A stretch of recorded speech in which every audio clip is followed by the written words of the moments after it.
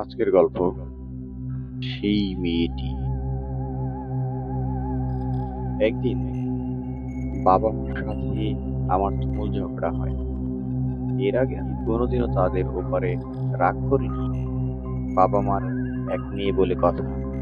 তখন রাত 10টা 50 বাজে। সময়টা শীতকালের প্রায় কাছে।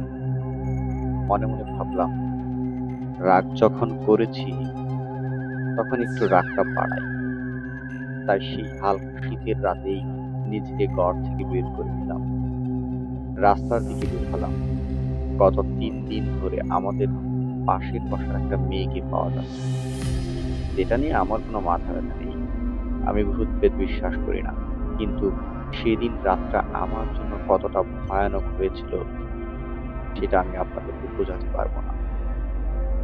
রাস্তা ছিল একদম ফাঁকা, শূন্য রাস্তায় যেন আমি একা একা হাঁটছি। হঠাৎ মনে হলো কে যেন আমার পেছন পেছন আসছে। পেছনে তাকাতে সাহস পেলাম না, কিন্তু হঠাৎ সামনে দেখি একজন সাদা বোরকা পরার মতো একটা মেয়ে আমাকে ডাকছে, নিতু, এই নিতু, নিতু। আমি খুব অবাক হলাম, এমনকি বুঝে উঠতে পারছিলাম না যে আমি কি করব।